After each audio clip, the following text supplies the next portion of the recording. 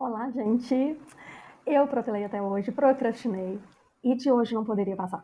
Tomei a decisão de finalmente retomar as leituras bíblicas e finalizar a leitura da primeira carta de Pedro. Há meses, foi no primeiro semestre deste ano de 2023, que nós lemos os capítulos 1 e 2 da primeira carta do apóstolo Pedro.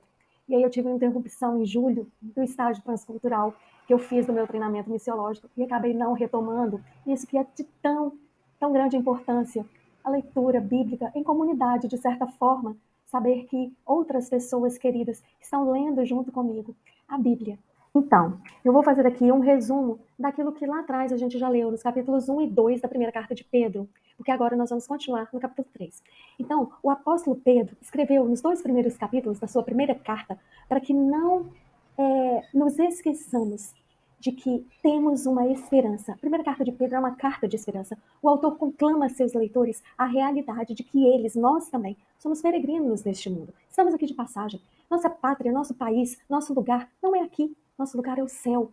É com Jesus, é com Deus o Pai. Então, no primeiro capítulo, ele reforça este ensino que nós nascemos em Cristo, para viver em Cristo, para viver como Cristo e estar sempre preparados para proclamar esta graça que temos em Cristo, na revelação do Evangelho de Cristo, crendo na verdade do Evangelho e agindo em conformidade com essa verdade. No capítulo 2, o apóstolo Pedro aborda a nossa realidade como esses cidadãos dos céus. Deus nos separou para sermos santos, somos propriedade exclusiva de Deus, somos sacerdotes de Deus. E a nossa vida não é mansa, nossa vida não é fácil.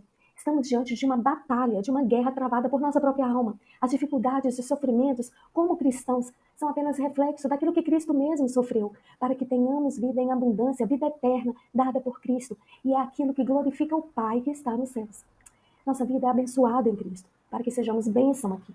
E o apóstolo Pedro parte, então, avança nos seus escritos para os conselhos práticos de como a nossa vida cristã deve ser em todas as esferas do nosso viver. E esses conselhos vão continuando a partir do capítulo 3, que é o que a gente vai ler agora, né? Que Pedro vai descrevendo as obrigações dos maridos, das esposas, que ele já vinha descrevendo dos servos, né?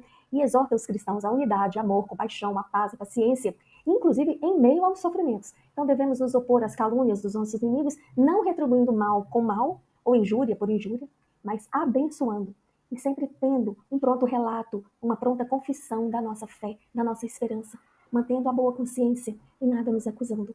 E finalmente, Pedro vai nos encorajar, propondo-nos nada mais, nada menos que o exemplo de Cristo para esse nosso encorajamento, que sofreu o justo pelos injustos. E ele faz menção aqui do dilúvio, lá na época de Noé, uma justa punição no mundo antigo pela desobediência, salvando aqueles que foram fiéis à sua palavra, a palavra de Deus. E o mesmo aplica-se hoje, né? A nova aliança feita no Calvário por Cristo. Então vamos retomar a nossa leitura bíblica em 1 Pedro 3.